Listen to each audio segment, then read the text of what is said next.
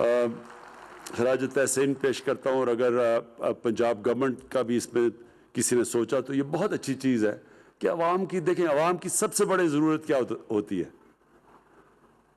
ایک حکومت ان کی صحت کا دھیان رکھے، پھر ان کے لیے تعلیم دے، کیونکہ تعلیم سے ہی ایک انسان اوپر آتا ہے۔ ایک آدمی مزدوری کرتا ہے، اس کی تعلیم نہیں ہوتی، اس کو کتنے ساری دہاڑی میں پیسے ملتے ہیں، اور اسی کو آپ ٹیکنیکل ایجوکیشن دے دیں، اس کو کوئی ہنر سکھا دیں تو وہ زیادہ پیسہ کما سکتا ہے۔ اور جتنا آپ ایک انسان پہ پیسہ خرچ کرتے ہیں اتنا ہی ویلیو ایڈ کر دیتے ہیں، وہ اور زیادہ اپنی زندگی اوپر لے جا سکتا ہے۔ اور آج کل تو ٹیکنالوجی کا زمانہ ہے، انفارمیشن ٹیکنالوجی کا، اب تو ایسے کورسز ہیں کہ بنیادی تعلیم ہو بچے کو میٹرک کی، تو اس کو اب 6 مہینے کا کورس کروا دیں تو وہ ایک دم اپنے گھر اور اپنے لیے بہت زیادہ پیسہ کما سکتا ہے۔ تو یہ جو آج کسار یونیورسٹی کی آپ نے میرے سے اوپننگ کروائی ہے، یہ ایک ایسی چیز ہے جو کہ اب ایک فیوچر ہے۔ قوم وہ عظیم قوم بنتی ہے جو آگے کا سوچتی ہے۔ جب جنگ بدر کے بعد مکہ کے کفار کے قیدی پکڑے گئے تو ہمارے نبی صلی اللہ علیہ وسلم نے کہا کہ ایک قیدی کو واپس کرنے سے پیسے ملتے تھے۔ اس وقت مسلمانوں کے پاس پیسے ہی نہیں تھے، چھوٹی سی امت تھی، تو انہوں نے تب کہا کہ اگر جو بھی مکے کا قیدی 10 مسلمانوں کو پڑھا لکھا دے، اس کو کوئی پیسے دینے کی ضرورت نہیں ہے، وہ واپس جا سکتا ہے۔ تو ایک بڑی سوچ، ایک عظیم لیڈر کی سوچ تھی، آگے کا سوچ رہا تھا وہ، اپنے ایک قوم کو عظیم قوم بنانے کا سوچ رہے تھے۔ تعلیم کے بغیر قوم آگے نہیں بڑھتی۔ تو یہ جو آج کسار یونیورسٹی کا جو کانسیپٹ ہے، میں یہ کہنا چاہتا ہوں کہ یہ فیوچر ہے۔ اب جو ٹورزم ہے وہ پاکستان کی فیوچر ہے۔ میں وہ خوش قسمت پاکستانیوں میں سے ہوں جس نے سارا پاکستان دیکھا، تقریباً سارے علاقوں میں جا چکا ہوں، قبائلی علاقے سے سارے پہاڑی علاقے، سارا سندھ، پنجاب، بلوچستان کے کئی علاقوں میں نہیں گیا، لیکن وہ اتنا بڑا علاقہ ہے، لیکن بلوچستان بھی کافی میں نے دیکھا ہوا ہے، دنیا بھی میں نے دیکھی ہوئی ہے۔ میں آپ کو یقین دلاتا ہوں کہ جو اللہ نے نعمتیں ہمارے ملک کو بخشی ہیں ہمیں نہیں پتہ، اس لیے ہم ناشکری کر جاتے ہیں۔ ہمیں پتہ نہیں کہ اللہ نے اس ملک کو کن کن نعمتوں سے نوازا ہے، اور اگر ہمیں اندازہ ہو جائے تو ہم سارا وقت اس کا شکر کرتے رہیں، کیونکہ اس میں کسی چیز کی اس نے کمی نہیں چھوڑی۔ جو پاکستان کے اندر جس طرح کی مختلف ٹورزم ہے، وہ اگر صرف ہم ٹورزم کے اوپر زور لگا دیں تو ہم ٹورزم سے اتنا پیسہ کما سکتے ہیں کہ جتنی بھی آج ہماری ایکسپورٹس اور ریمیٹنسز ملا کے اس سے زیادہ ٹورزم سے پیسہ کما سکتے ہیں۔ ہم ٹورزم سے ہی اپنے قرضے واپس کر سکتے ہیں۔ یہ اتنا زیادہ اللہ نے اس ملک کو ٹورزم میں دیا، لیکن ہم نے کیا ہے؟ صرف ٹورزم کروا کے آ کے مری میں آ کے بس یہاں رک جاتی تھی ہماری ٹورزم۔ وہ مری کی اتنی زیادہ آبادی، میں جب یہاں بچپن میں آیا کرتا تھا، وہ مری کیا تھا اور آج یہ مری کیا بن گیا، کیونکہ اس کے علاوہ کوئی اور ٹورزم سپاٹس ڈیولپ ہی نہیں کیا۔ ہمارے اتنے زیادہ مری اور نتھیا گلی، یہ سارے ادھر سے اگر آپ پختونخوا کی طرف بھی جائیں اور آپ گلگت کی طرف بھی جائیں، یہ جو سارا اس علاقے کے اندر اتنے زیادہ مری اور نتھیا گلی بن سکتے ہیں، لیکن کسی نے سوچا ہی نہیں کہ جو آتا تھا یہ نتھیا گلی اور گورنر ہاؤس، یا وہ زیادہ سے زیادہ نتھیا گلی گیا اور ادھر کا گورنر ہاؤس، کسی نے تو دیکھا ہی نہیں ہے اس ملک میں کس طرح کے ہمارے پاس علاقے تھے۔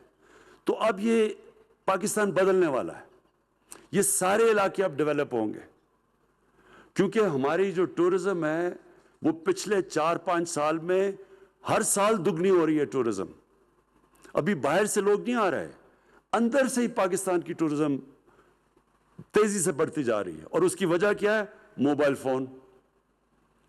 جو بھی کہیں جاتا ہے وہ موبائل کی تصویر لے لیتا ہے اپنی، وہ جب وہ اپنی فیس بک پہ لگاتا ہے, لوگ دیکھتے ہیں, لوگ سارے ادھر پہنچ جاتے ہیں.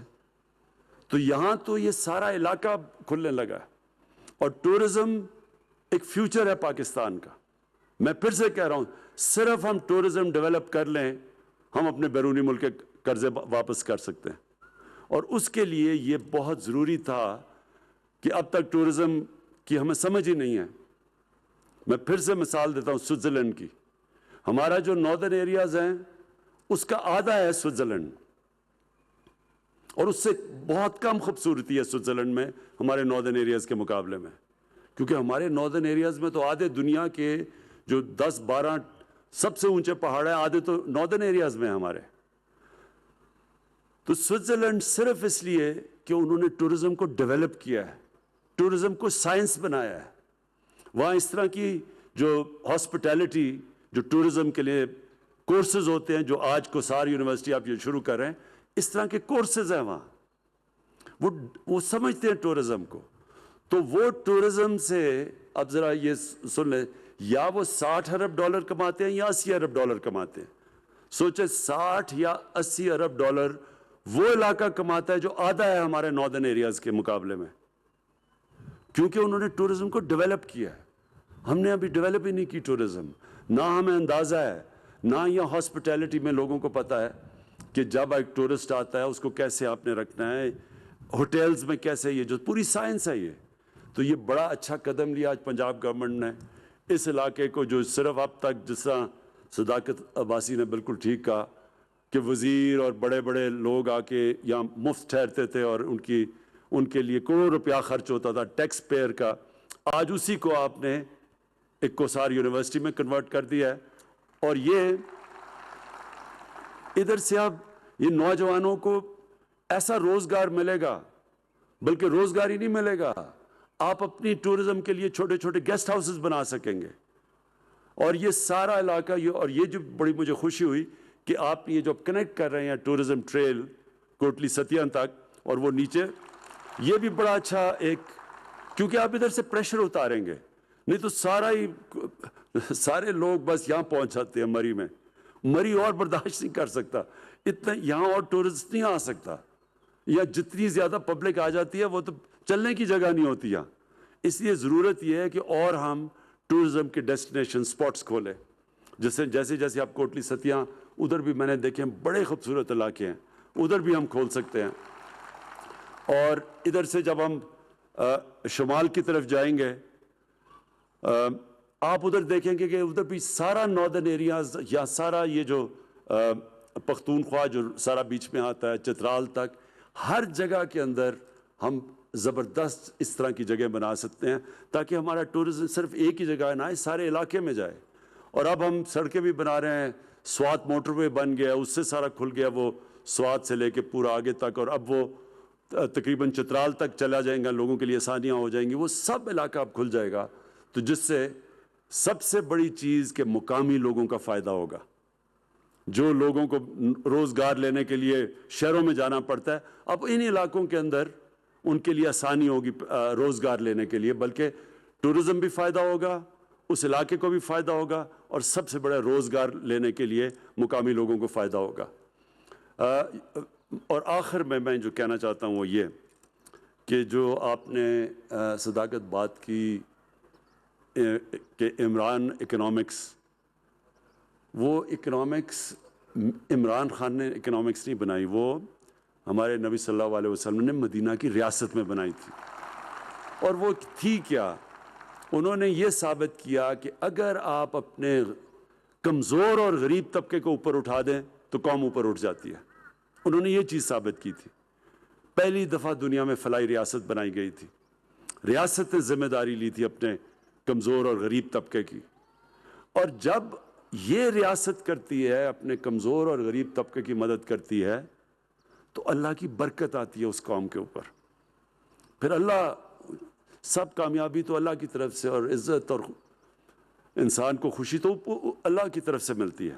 تو جو قوم جس میں احساس ہوتا ہے اپنے کمزور طبقے کی, اللہ کی برکت آتی ہے اس قوم پہ. جتنی میں نے دنیا دیکھی ہے, جو دنیا میں سب سے خوشحال ملک میں نے دیکھے ہیں, स्कैंडिनेविया एक इलाका है जो सारा नॉर्वे, स्वीडन और डेनमार्क, जितने भी दुनिया के खुशहाल इलाके हैं, उन सारे इलाकों के अंदर एक चीज़ सबसे ज़्यादा नुमाया है, वो अपने लोगों की बुनियादी ज़रूरियात पूरी करते हैं। उन्होंने सबसे ज़्यादा जोर लगाया अपने मुल्क में गुर्बत कम करने के लिए, इसलिए वो खुशहाल हैं। तो जो मदीना के रियासत का मॉडल है, वो अगर गैर मुसलमान भी वो उसको अपना ले तो उधर भी खुशहाली आ जाती है। सिर्फ यही नहीं कि आज अगर दूसरे मुल्क ज़्यादा हमारे से आगे निकल गए हैं जो मुसलमान नहीं हैं, उसकी बहुत बड़ी वजह यह है कि उन्होंने वो काम किए, उन्होंने वो प्रिंसिपल्स पे चले, उन्होंने वो स्टेप्स लिए, उन्होंने वो कदम उठाए जिसकी वजह से वो कदम उठाए जो मदीना के रियासत की असूल बनाए गए थे हमारे नबी सल्लल्लाहु अलैहि वसल्लम ने। तो जो कौम उन असूलों पे चलेगी वो ऊपर आ जाएगी। तो मुझे जो आखिर में मैं जो कहना चाहता हूँ, सबसे ज़्यादा खुशी ये थी कि जब पख्तूनख्वा में हमारी हुकूमत आई 2013 में, तो बहुत बुरा हाल था क्योंकि वॉर ऑन टेरर की वजह से तबाही मची हुई थी वहाँ। पुलिस का बहुत बुरा हाल था क्योंकि वो डायरेक्ट अटैक्स किए जा रहे थे। बड़े कोई 500 पुलिस वालों ने कुर्बानियाँ दी थी, शहादतें दी थी। लोग पेशावर से उठ उठ के आके इस्लामाबाद में ज़मीनें ले रहे थे। तो जो 2013 से 2018 में हमारी गवर्नमेंट थी, अब तो यूनाइटेड नेशंस UNDP ने बाकायदा रिपोर्ट शाया की है कि जिस सूबे ने में सबसे तेज़ी से गुर्बत कम की थी वो पख्तूनख्वा था 5 सालों में। और अब जो UNDP की रिपोर्ट आई है, अमीर और गरीब में जो फ़र्क कम किया गया था वो पख्तूनख्वा में हुआ था उन 5 सालों में, और अब हो रहा है। और सबसे बड़ी चीज़ ये कि जो ह्यूमन डेवलपमेंट, यानी कि जो इंसानों के ऊपर सबसे ज़्यादा सरमायाकारी की थी, डेवलपमेंट की थी, वो पख्तूनख्वा ने की थी 2013 के बाद। और यही मेरा मॉडल है इंशाअल्लाह पाकिस्तान का कि सारे मुल्क में हम इंशाअल्लाह अपने निचले तबके को ऊपर उठाएंगे, इंसानों के ऊपर ज़्यादा तवज्जो देंगे, उनके ऊपर पैसा खर्च करेंगे। हमारा जो मरकज़ होगा, हमारी जो मेन फोकस होगा वो हमारे लोग होंगे, और ख़ास तौर पे वो लोग और वो इलाके जो पीछे रह गए हैं। तो उसके अंदर आपके भी इलाके आ जाते हैं, सारा जितना इलाका ये पीछे रह गया, इसलिए लोगों को यहाँ से बाहर जाना पड़ता है नौकरियाँ लेने के लिए, और यहाँ से नौजवानों को नीचे जाना पड़ता है। तो हमारी अब पूरी कोशिश है इंशाअल्लाह कि इन इलाकों को हम डेवलप करें ताकि यहाँ नौजवानों को अपने इलाकों में नौकरियाँ मिलें, बजाय उनको अपना इलाका छोड़ के कहीं और दूर। वज़ीर-ए-आज़म इमरान खान कोस्टाज यूनिवर्सिटी के इफ्तिताह के मौके पर तकरीब से खिताब कर रहे थे। उन्होंने कहा कि आवाम की सबसे बड़ी ज़रूरत है उनकी सेहत और तालीम से इंसान ऊपर आता है। हुकूमत